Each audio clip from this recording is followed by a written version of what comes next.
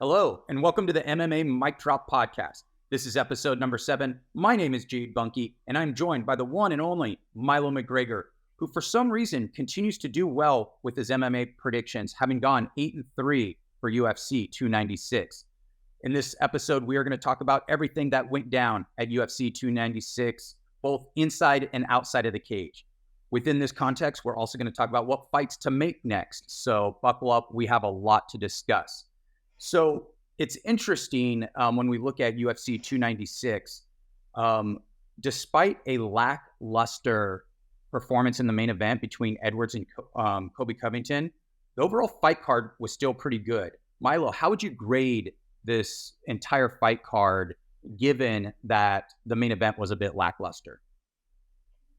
I'm gonna give it an A- for both, just because it's like the very main event just kind of like put it down for me a little bit, but overall it was a super good card. So Yeah, it was fun. So for you, it was firing on all cylinders just until that last fight, right? Yeah, it was like every single fight was almost a knockout, and then that fight was just like pretty lame. There wasn't a lot going on, so yeah. Yeah, and we're going to get into that fight in a moment. And yeah, in terms of my overall grade, I pre-graded it. Given the strength of the card and my level of excitement as an A+. I think it delivered, but I'd probably give it a B+. There were knockouts, there were back and forth wars. There were good scraps. There was a little bit of everything. And even after having 2 fights fall off, the Ian Gary fight, the Randy Brown fight, I mean, the fight card was still stacked. So it was fun. I thought it was a great fight card. Maybe just not enough to put it into the A range for me. Now, with that said, let's get into breaking down that fight. So Edwards versus Covington. I mean, this was a terrible fight. Colby Covington looked old. He looked slow. He was staying on the outside. He wasn't pushing the pace at all. And that was one of his competitive advantages in past fights. He would press the pace. He would demonstrate a high degree of pressure. He would go for a variety of takedowns in every single fight. And he just tried to sit on the outside, and Leon Edwards picked him apart, but he didn't pick him apart in an artful way. Or maybe that's the wrong phrasing. He didn't pick him apart in a dominant way. He tapped, picked him apart from the outside, and just held on to win a really uninteresting decision. I thought it was a pretty poor performance by both fighters, but it was an absolutely terrible performance by Colby Covington. And the problem with that is that he took a year and a half off, or maybe a little longer than that. And you could see not only, the ring rust, but also maybe just the natural aging process. He's a 35-year-old fighter who hasn't fought in a while and just looked absolutely terrible. And it looked like he was just there to pick up a check. What are your thoughts on the fight? Yeah, that's what I was going to say. He was just there to like make some money and start some controversy. But I think Leon just wanted to win the fight in the end. He wasn't really trying to knock him out or anything. He was just trying to pick him apart, which I thought was kind of weird. Because and he thought he looked like when they were doing the when they were talking to each other. I thought they were just gonna go at it and just like throw down, but that's not really how it fights. Like, no, exactly. And given the emotional the emotional nature of this fight for Leon Edwards, and we'll talk about what Colby Covington said in the press conference towards the end of this podcast, but he showed a high degree of composure, and you're 100% correct. He demonstrated that despite these strong, swirling emotions, that I can remain composed, stick to a game plan, and I'm going to win. But it was interesting. He was really fighting almost not to lose. When you watch a Leon Edwards fight, it's not always that interesting. It's usually pretty technical and pretty safe. It seems like he played this maybe a little too safe. And it goes to, I think, maybe what went down at the press conference, that he did not want to take any chances because he could not afford a loss. He really wanted to beat this guy.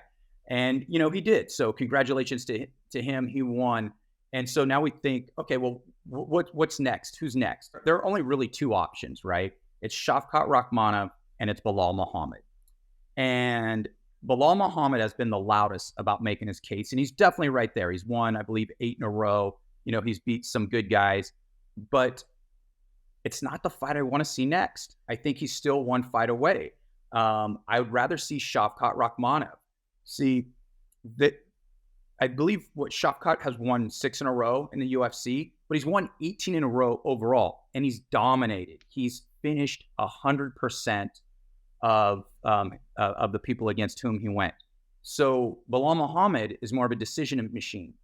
And the last thing I want to do is after this performance, watch Leon Edwards versus Belal Muhammad, particularly, given that Belal Muhammad's the same age as Colby Covington as well. Now, and it's a little tricky. I mean, he is right there, but I'd rather see Shavkat Rakhmonov. That's the fight I want to see next. I would like to see Shavkat Rakhmonov fight for the title against Leon Edwards. And I think if Belal Muhammad wins one more, he will be undeniable, and you really do got to give him a title fight. But I think even though he has a longer win streak, his wins have not been as dominant as Shavkat. And in part because his wins have not been as dominant, and also because I think it's a much more exciting fight for the UFC, I would definitely do Shavkat Rakhmonov versus Leon Edwards. What are your thoughts?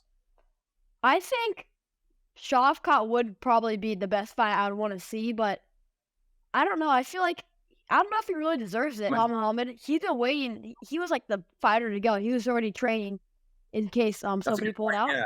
So he does deserve it, but maybe I don't know, maybe put Kamaru Usman against Shavkat and then see what happens there, or maybe in Islam. I would want to see Islam fight somebody and go up and I don't know, throw him somewhere in there. So it's interesting. Islam has been talking about going up, and that would be interesting. My only issue with that, and Islam himself, yeah, he's been saying that. My only issue with that is the welterweight division is so stacked. I think there's a lot of guys, but maybe even though it's stacked, in terms of title contenders, it's really Belal and Shavkat are really the only two in the conversation right now. So maybe that could make sense. And you're right. Belal Muhammad, he did weigh in. They gave it to Colby Covington after he did weigh in, and that might be the fairest. But I also think it's fair to look at somebody whose win streak, contains all finishes, right? Or includes all finishes. So either way, you have Belal Muhammad versus Leon Edwards next. I have Shavkat Rakhmonov versus Leon Edwards next.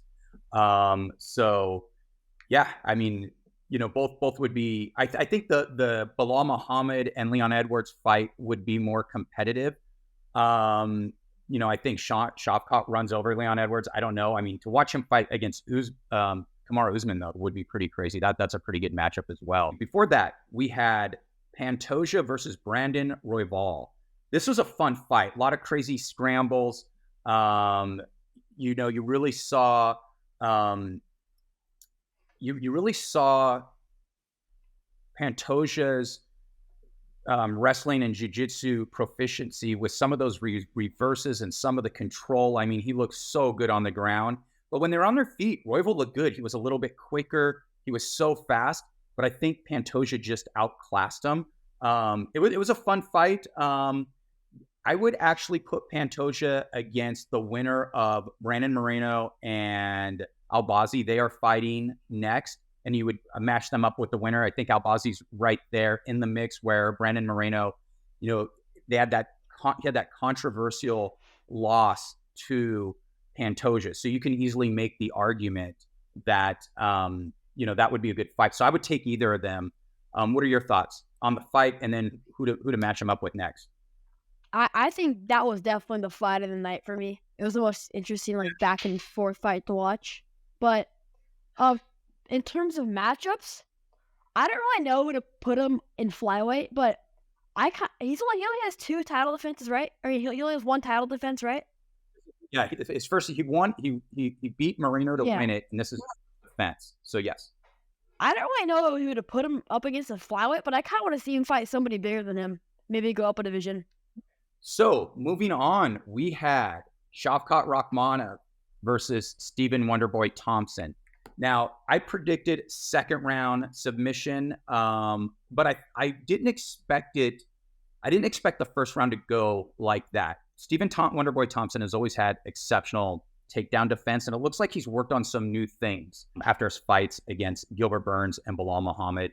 I was a little surprised to see Shavkat have that much trouble getting him to the ground in the first round. But once he got him to the ground, it was over. It was game over.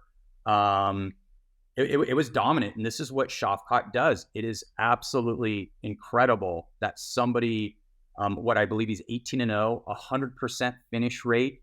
And now we can pick apart that, okay, well, he had a little bit of resistance. Well, this is the first time Stephen Thompson has ever been submitted in his entire career. This is absolutely incredible. Now, granted, he is a little bit older now. So you might start to see lapses in his game that you haven't seen before, but he's still a high-level fighter. So it was a really good win. And like I said, with against whom to match Leon Edwards, obviously it's the same thing. Shavkat, I'm matching him up with Leon Edwards. I'm giving him a title shot next, and we're going to go from there. What are your thoughts on the fight? And then with whom do you want to match him up against? It was a super dominant fight for Shavkat. I thought one of them was gonna somehow land something in the first round, but when he would put him against the fence, he was just stuck there. He couldn't do anything. But I was surprised that he kept somehow getting his leg out of his arms. It was impressive that he was able to go for that long. So yeah. Yeah, because he had him in all sorts of trouble once he did get him on the ground too. And Wonderboy did survive that first submission. So he was good on the takedown defense. He was good with his initial submission defense as well. But Shavkat Rakhmonov has not only proved too much to be for Stephen Thompson, he's been too much for everybody else in the division. So I'm ready to see him get his title shot. I think that would be an exciting one. And you mentioned you'd like to actually see him against Kamaru Usman. Kamaru Usman, yeah. I think that would be a fantastic fight as well. That would be absolutely fascinating. All right, moving on. Before that, we had Paddy the Baddy Pimblett versus Tony Ferguson. Milo, talk to me about this. David Goggins didn't help too much. I thought he was going to do better, but... Well, he did have that really good technical advice in the corner. What was it? Try, go harder, be focused, or don't be focused. Ooh, that really changed the course of the fight. That went great for him. Yeah. It was... I couldn't have seen the fight going any other way, but I don't know. I think Paddy showed he was good at the end of the round where he showed respect to him and stuff, and he was talking good about him. So there's that's good for him too. It's not just he's not just being nice. It's actually good for his personality and stuff like that. Yeah, it's good for his personal brand. I think that's a very smart take, right? When you have a legend who most of the fan base just really gets behind, you don't want to talk bad about that individual because then it will turn fans off on you. So I think that's a really smart point. And it's interesting. Paddy looked good in the first two rounds, but he kind of gassed in the third. And that's a problem when he goes up against higher level competition. And I'm wondering, we know he likes to balloon up in between fights. He eats a lot, he gets pretty big, he talks about it. Maybe he shouldn't let himself get too out of control in between fights because maybe he had to cut too much weight, because I've never seen him gas like this. And he should have been able to finish Tony Ferguson. So I think that's a bit of a problem. But when we look at against whom to match these two fighters next, for Paddy Pimblett, I'm going to match him up against Ricard Close. He's on a 3-fight winning streak. He's in a similar range in the rankings, still outside of the top 15. He's won 6 out of 7, and I think it would allow Paddy Pimblett to get some credibility back to fight somebody who's on a streak, but still not necessarily dominating people. I think that's good for the UFC brand to put him in a winnable yet appropriate fight. So that's what I would do. As far as Tony Ferguson goes, I would match him up against Jim Miller at UFC 300. We know Jim Miller is going to fight at UFC 300. I think, if I'm the UFC, I let Tony Ferguson know, hey, this will be your last fight. You want to do a retirement ceremony. We're not telling you to retire, but this would be the one at which to do it. And I think that's what the UFC should do with both fighters. What are your thoughts? Yeah, I think for Tony Ferguson, they should definitely put him against somebody that he probably should beat. so he can retire like with a win. It'll be a good ending. And with Paddy, I wouldn't say give him anybody too high yet. So, yeah, really anybody except for the top like title contenders.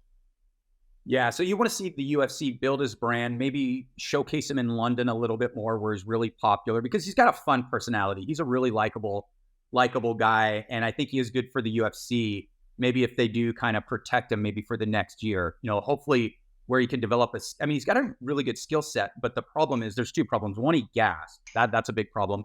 But two, he holds his head way too high still, and he's really got to fix that, particularly being in the lightweight division. If he gets into the top 15, and even some of those guys on the periphery of the top 15 can spell danger for him. Or maybe like a Saint Denis or something like that. That would be a good fight, I think. Okay, so you're saying to protect him. Saint Denis is in the top 15, and he is one of those guys that would probably absolutely obliterate him. Yeah, that's actually true. That's true.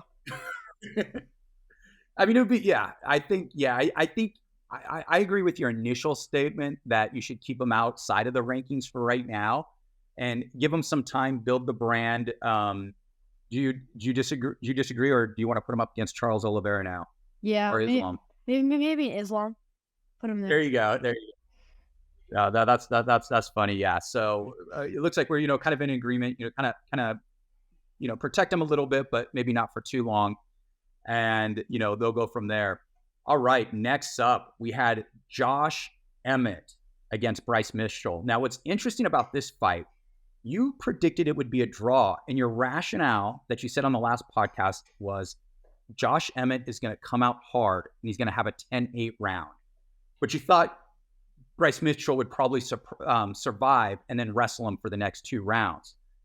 How did you know how did you know Emmett was going to come out like that? Bro, I just knew it. I just sensed it. You just knew it. Yep, that's exactly it. But then he got knocked out, so it didn't work out too well. No, he knocked out Bryce Mitchell. Yeah, that's who you're talking. Okay. Yeah. Oh, sorry. Okay. Yeah. That's who you're talking about. Whom you're speaking. Okay. So what were your thoughts on that fight? Not a lot to digest. That was really short. I did not expect like a first round knockout like that, but it happened. I saw a thing after the fight. Bryce Mitchell was like at home or something, and he was talking about he didn't remember the fight at all, so he got hit pretty hard. Yeah, I mean that was one of the most brutal knockouts, and it was pretty. It was the shaking at when he was on the ground it was pretty scary because then you start to work. We all like to see knockouts, but then it crosses a line where you're thinking, oh God, I don't want to see this guy severely hurt. Permanently hurt. And this is one of those things where, does he want to fight again after a knockout like that? It was so brutal. And going into this fight, I knew Josh Emmett had power, but I thought Mitchell would at some point be able to get him on the ground. And I thought actually in the first round, and I thought he would just control him all the way to a decision. And boy, was I wrong. He just dropped him in the most vicious way possible. With that said, I would give Emmett Yusuf next. I think Sadiq Yusuf is ranked between 10 and 15. Emmett is, I believe he's 5 or 6. That's the fight I'd like to see. I think he's 10 right now. Oh, he's 10. Okay. So he's 10. Yeah, he's 10. And then Bryce Mitchell, I just want to see him take a break for a little while. I mean, that was a little bit too much to be able to bounce back from anytime soon. So I haven't even really thought about the person against whom he should fight. I just think he needs to take a break. What are your thoughts? Yeah, I agree. I think he should take a little time off and like digest like what happened to him. He probably won't even want to fight again after that. So, but yeah, that was just. I agree with you on Josh Emmett. That'd probably be a pretty good fight. Yeah, I think that would be a solid fight. And who was up? Who was before that? Was it Aldana or was it the Jacoby Menifield fight? Dustin Jacoby, yeah. Okay, so here was my prediction. I said, okay, Justin Jacoby is gonna pick them apart from the outside. Alonzo Menifield will fight in spurts, can end it at any time, but Jacoby was going to outlast him. I saw the fight in the right way. I was definitely wrong in the outcome. You called Menifield to win. And here was my takeaway from this. Menifield had him severely compromised on multiple occasions. But what he did was he started swinging so wildly after he landed a big hook, he couldn't catch him again. If he would learn to just shorten up his punches, I mean, maybe he hits so hard, after you land that first hook, jab, so you can keep touching the guy. He let Jacoby recover every single time. What are your thoughts on that? Yeah, I agree. I don't know why he wouldn't just he would go and then he would punch him really hard, and then he would kind of just miss all his shots. He wouldn't take his time, and then he'd just back off and let him get distance and just restart. So yeah. It was a perplexing, low IQ fight performance. With that said, he still won. He has that crazy power. I mean, he is, he's in the top 15 in the light heavyweight division. So now I'm matching him up against Khalil Roundtree, and somebody's going to get knocked out in that fight. Who would you like to see? Alonzo. That would be a crazy fight. That would be a really good fight to watch. That pod is going back and forth. So yeah. Yeah, and both guys can end it immediately. So you can match power with powers. Before that, we had Aldana versus Rosa, and this was a great fight. It started out a little slowly.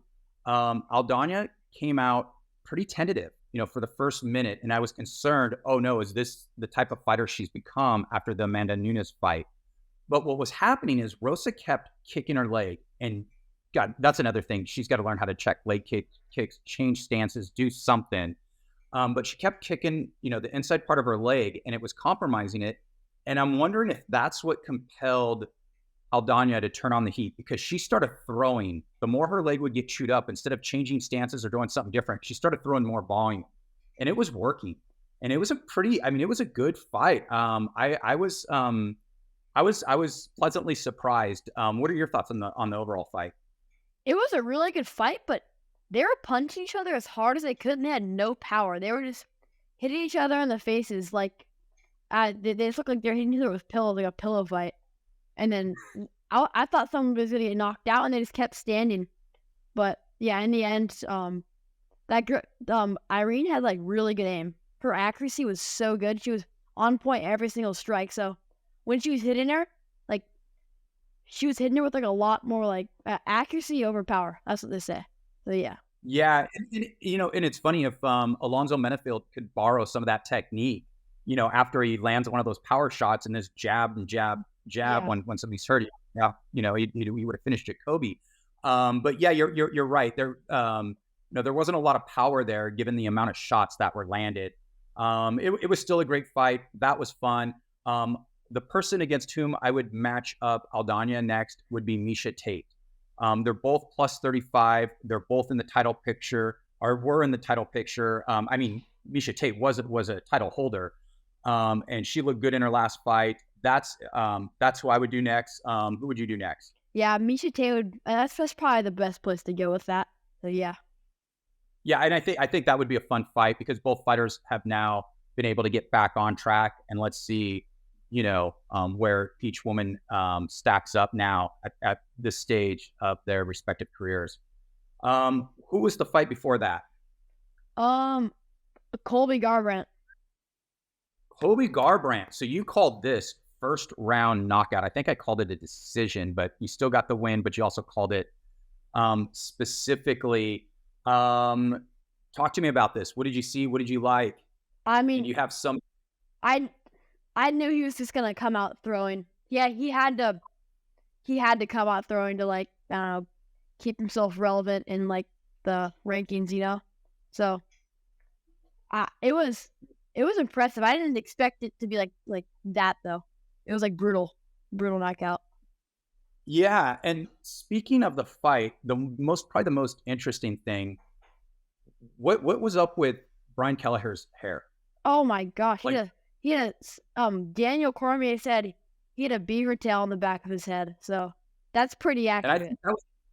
And Do you sit here and say, you know what? I have a good idea. I'm going to shave my head, but I'm going to just grow it in the back. I mean, that was worse than a mullet. That's probably why you lost the fight. I think that's why. I don't think it has anything to do with fight acumen, training, or anything like that. His hair totally screwed him.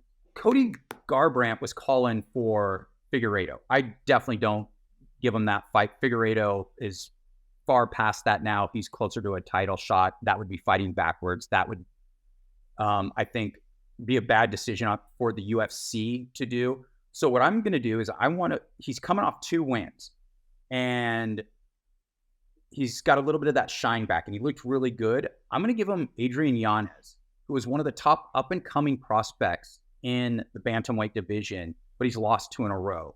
So that's what I'd like to see. Now, I did listen to a podcast in which Keith Schilling of the Schilling and Duffy show had one of the best ideas I've heard, and it almost got me to change my mind. He was saying, why don't you put Garbrandt on UFC 300? And I'm like thinking, why would you want to do that? And he said, it would be Garbrandt versus Dominic Cruz 2. That's interesting. I'm still going Yanez, but I thought that was pretty cool and pretty interesting. I didn't even think about that. What are your thoughts? Who would you match him up against? Whom would you match him up? I was gonna agree with you right there, but Dominic Cruz would be an amazing fight. Yeah. It would come full circle, right? Because that's the guy he beat, right? All right. Who was before that? Casey O'Neill versus Ariane Lipski. So what's interesting about that? So I mentioned in the preview show that Ariane Lipski has looked a lot better in her last 2 fights. It looked like she has turned the corner, but would it be enough to take on Casey O'Neill, who before her last fight against Jennifer Maia was undefeated and looked like a world beater? Apparently it was. I mean, she dominated, and she dominated it in such an impressive way that she demonstrated she's on a completely different level than Casey O'Neill. And she's ready for, I think, a pretty big name. And what I'd like to do is match her up against Jennifer Maia, because then we can really see it, where she matches, where she really is in that division. Is Casey O'Neill, has she been overrated this whole time? And, because many thought maybe the Jennifer Maia fight might have been an aberration or an outlier for Casey O'Neill, or is she just not that good? I think a fight between Lipski and Jennifer Maia would help answer that quite a bit. What are your thoughts? Yeah, I would agree with that. So I think maybe Casey's I think she's a little bit overrated, but she's good, but definitely not on Lipski's level at all. Yeah, and it's funny because, she came in with more hype. Well, it's interesting. Ariane Lipski, she came in to UFC with a lot of hype, and then she's kind of fallen off. And it's like now it's 3 fights in a row where she has looked really, really good. And it looks like she just turned everything on. All right, so now we get to our last 3 fights. For our last 3 fights, we're not going to match anybody up, but we're just going to cover them real quickly. We had Ulanbekov versus Cody Durden. This was a fun fight, a little bit of back and forth. Ulanbekov really showed that he was a level above Cody Durden. This is a fun fight. I think Ulanbekov, really deserves a step up in competition now. I don't really have a name on my mind right now. And as I mentioned, we're not going to really go into, for the last 3 who people should fight next. Milo, what are your thoughts? It was a good fight, but I didn't think it was going to go to submission for some reason. I thought Cody was going to catch him. So, yeah. Wait, but you picked Ulanbekov. Did you change? No. I picked Ulanbekov, but when I rewatched the fight, I was like, geez, I thought he was going to catch him. But, yeah. Yeah, and it was one of those things where Cody can do that. And he's so tough, too. It's like when the guy doesn't like to tap, he's really tough. And so he can be in a world of trouble, and he can sometimes get out when you don't think he can. Before that, we had Lucas Almeida versus Andre Fili. The fighter with your new favorite nickname, Andre Touchy Fili, touched up Almeida quite badly. And oh my goodness, what a brutal knockout. And it's funny, at the end of the fight, he said that's what he gets for not shaking my hand in the at the weigh-in. I mean, who doesn't like Andre Fili? He's a nice guy. He's a likable guy, and he's a really good fighter. And I think he's a little bit underrated. He's right on the outside of the rankings. Not really a top 15 fighter, but not far behind that. He's and a fun fighter. Kind of like a gatekeeper to a certain degree. If you can beat him, you're really good. And he's going to beat he's going to beat basically everybody he should. Again, I don't have a fighter in mind for him. But what were your thoughts on the fight? Another great fight on this card. I feel like they all start to blend in because there's so many like knockouts and like there's so many like big moments on the card. So yeah, he just added to the card. Yeah. It was probably one of the most underassuming matchups on a stacked fight card.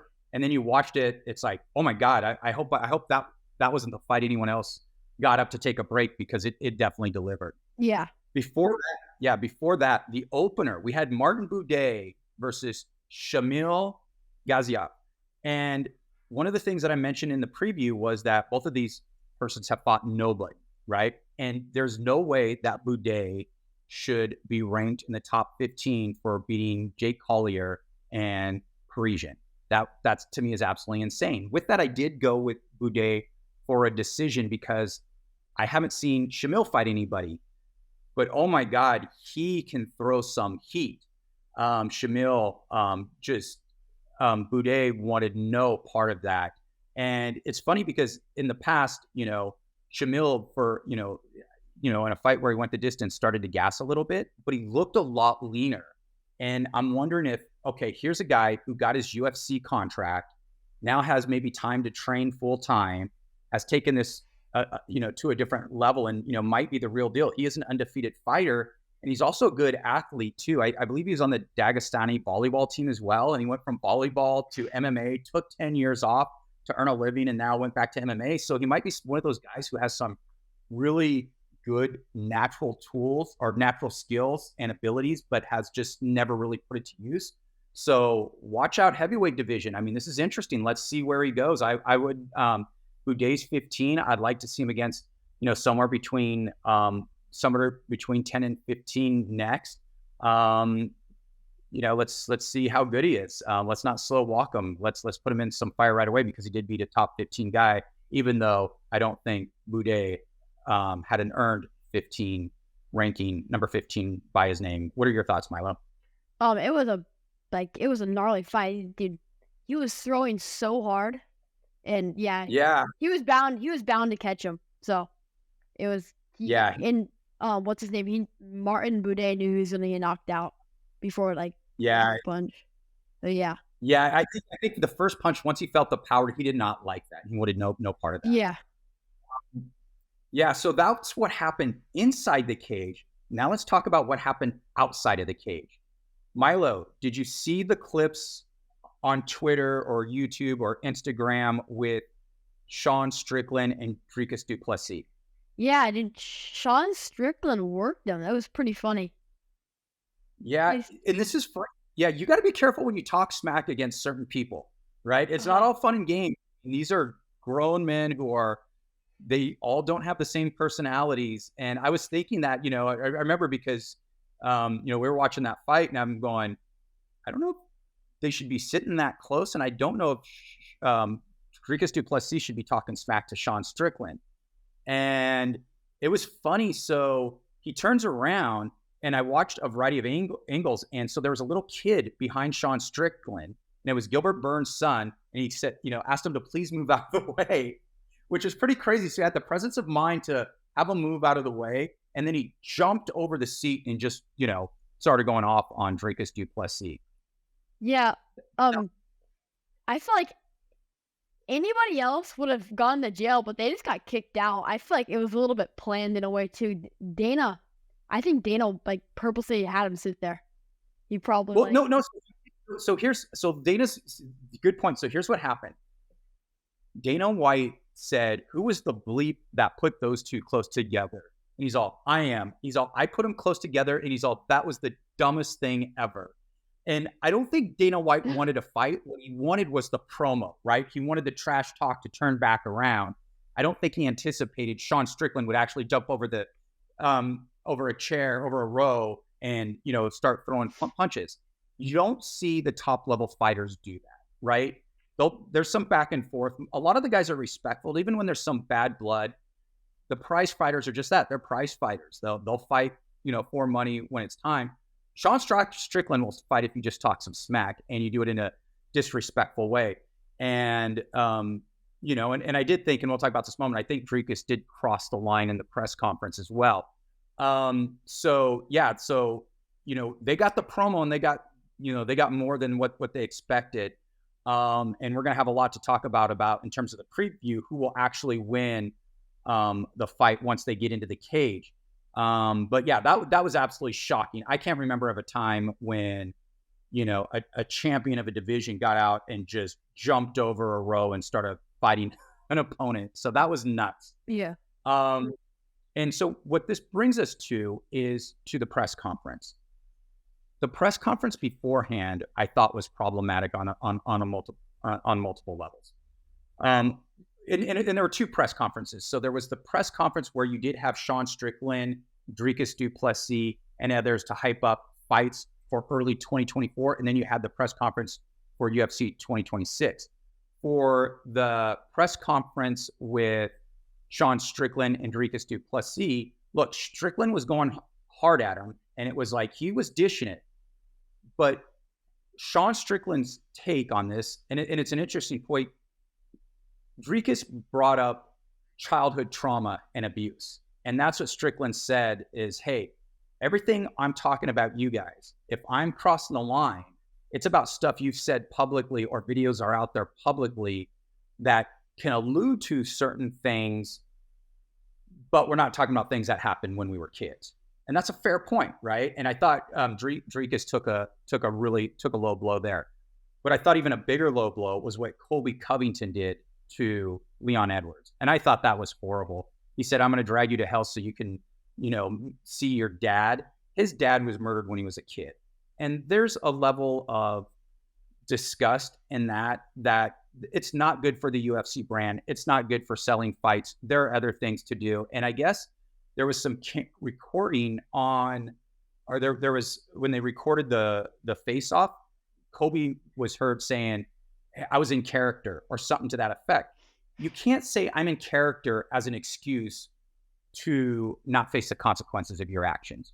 You said it, and if that's the only way you know how to promote a fight, you're not smart enough to promote a fight. You can talk, trash talk is fun, but when trash talking becomes trashy, it's time to put that in the garbage. There's no place in the business, in the fight business, or in any business, regardless of how tough, how gnarly it is, and how much we like some fun trash talk. I thought he was way over the line there. What are your thoughts? Yeah, I heard that Leon might do some fining too for it.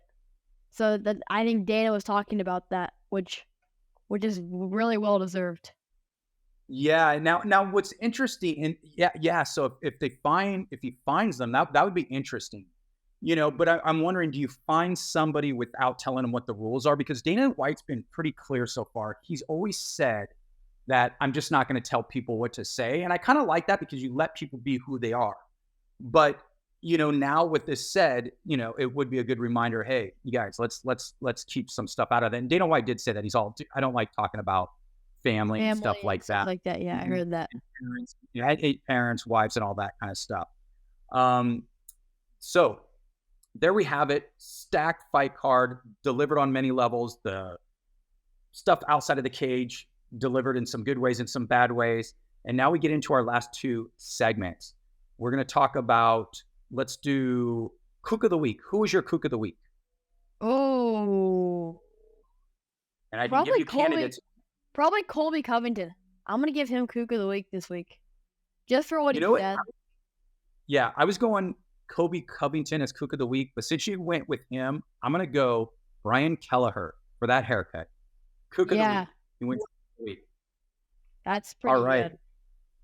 That's pretty. Yeah, that's a pretty lame. I mean, he makes Zumagulov look like a genius with his haircut, and makes Diego Lopez look like he's got some style, in the haircut area. I mean, again, I can't talk. I don't have hair. I should probably shut up, but at least I can grow a patch on the back of my head. I'm just not going to do that. Impressive. So yeah, I could do it. I could grow it around the sides and in the back, but at some point you just need to learn when it's time to give up. But anyways, now our last segment, kicking it with Milo. Milo, who is your favorite fighter in the UFC? Ooh, this is deep. I mean, after 296, I'm kind of liking Shavkat a lot. He's just so really wow. Yeah, he's really fun to watch, and 100% finish rate. Like, you're bound to see something good. So yeah. Yeah, because Charles Oliveira has always been your guy, right? Yeah. Yeah. So he's moved into second place. Yep. Awesome. Or actually, maybe third. Right. I like Dustin Poirier a lot too. Okay. Wow. Even coming after a loss, he's still your guy. Wow. Awesome. No, that's awesome. Awesome. Good selections. All right. And then the other thing I want to talk about. So for those of you watching, and if you watched the preview show, you would already know Milo had a big contest. He was one of the few selected to compete against the best amateur surfers in the United States.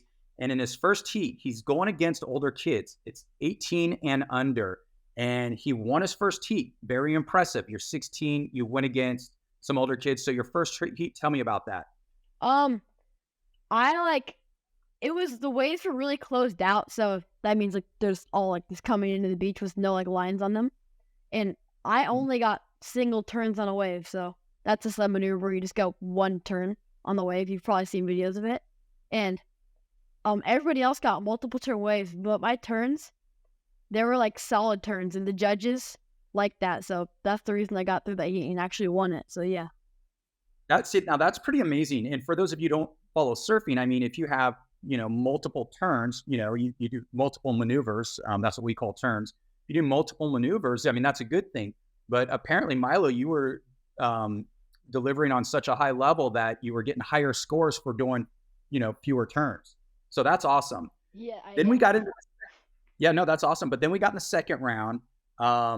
You ended up getting knocked out of the second round, where what I was told is you just didn't have any waves come your way at that point, right? Or what happened? Yeah. I sat outside with first priority. That basically means that you can get any wave you want. And I just sat there for basically 15 minutes of the heat with really low scores. And I thought there was going to be a wave that came over there, but everybody else got their waves, and it ended up putting me in a really bad position. So yeah. Yeah, and that's the difficulty with competitive surfing. I mean, when you only have 20 minutes, you need the ocean to cooperate. Sometimes you pick a spot where to sit. Sometimes it doesn't happen, but you're still right there in the mix, and you're competing against older kids. I think that's awesome. And that does it for our recap show for UFC 296. Milo, do you have a last word? Drop the mic. We're out.